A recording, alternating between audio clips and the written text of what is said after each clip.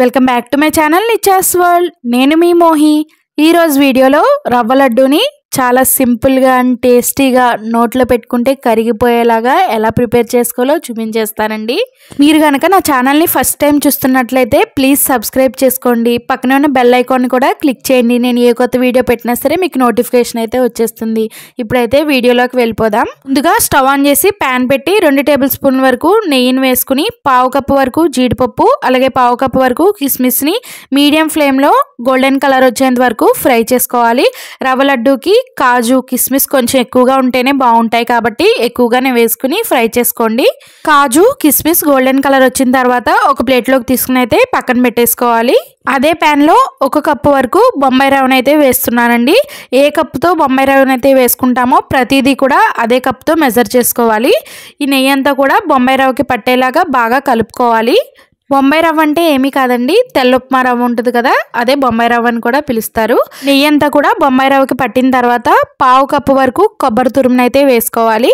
ఈ బొంబాయి రవ్వలోకి కొబ్బరి అంతా కూడా బాగా కలిసేటట్టు అయితే కలుపుకుని బొంబాయి రవ్వని అలాగే కొబ్బరిని కూడా కొంచెం గోల్డెన్ కలర్ వచ్చేంత వరకు ఫ్రై చేసుకోవాలి నేతిలో.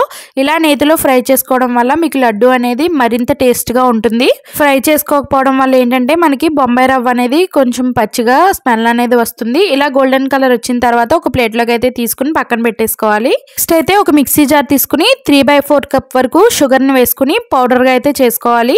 ఈ మిక్స్ పట్టిన షుగర్ పౌడర్ని అయితే ముందుగా మనం ఫ్రై చేసి పెట్టుకున్న బొంబాయి రవ్వ కొబ్బరి మిశ్రమంలోకి అయితే షుగర్ పౌడర్ని వేసేసుకుని కొంచెం అంత యాలకుల పొడి వేసుకుని మొత్తం అంతా కూడా మిక్స్ చేసుకోవాలి. ఇది మొత్తం కలిసిన తర్వాత ముందుగా మనం కాచి చల్లారి పెట్టుకున్న పావు కప్పు వరకు పాలను అయితే కొంచెం కొంచెంగా కలుపుకుంటూ లడ్డు కట్టుకోవడానికి ఈజీగా ఉండేలాగా మొత్తం రవ్వనంతా కూడా ఈ పాల మిశ్రమంతో అయితే కలుపుకోవాలి.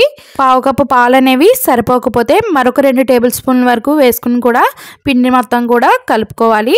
ఇది మొత్తం కూడా లడ్డు కన్సిస్టెన్సీ వచ్చేసిన తర్వాత ఒక 15 మినిట్స్ పాటు మూత పెట్టేసి అయితే పక్కన పెట్టుకోవాలి.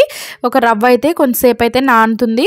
15 మినిట్స్ తర్వాత అయితే ముందుగా మనం వేయించి పెట్టుకున్న కాజు అలాగే కిస్మిస్ని ఈ రవ్వలోకి కలుపుకుంటూ లడ్డూలా అయితే చేసుకోవాలి. ఈ రవ్వ లడ్డు అనేది మనకి 15 to 20 డేస్ వరకు ఎటువంటి స్మెల్ కూడా రాకుండా చాలా ఫ్రెష్గా అయితే ఉంటాయండి. ఒక డబ్బాలో పెట్టేసుకుని స్టోర్ చేసుకుంటే చాలా బాగుంటాయి, చాలా టేస్ట్గా కూడా ఉంటాయి. ఇక్కడ రవ్వని కొబ్బరిని కూడా బాగా ఫ్రై చేసి అయితే మన రవ్వ లడ్డు చేసుకుంటున్నాం కాబట్టి ఎటువంటి స్మెల్ కూడా రాదండి. 15 to 20 డేస్ వరకు కూడా ఈజీగా మనకి స్టోర్గా ఉంటాయి. రవ్వ లడ్డు అంటే ఎవరికి ఇష్టమో ఒకసారి నా కామెంట్ సెక్షన్లో అయితే కమెంట్ చేయండి. నా వీడియో కనుక మీకు నచ్చినట్లయితే తప్పకుండా నా ఛానల్ని అయితే సబ్స్క్రైబ్ చేసుకోండి. మరిన్ని కొత్త వీడియోస్కి అయితే పక్కనున్న బెల్ ఐకాన్ని కూడా క్లిక్ చేయండి. అండ్ అలాగే మీ ఫ్రెండ్స్ అండ్ ఫ్యామిలీ మెంబర్స్ కూడా షేర్ చేయండి.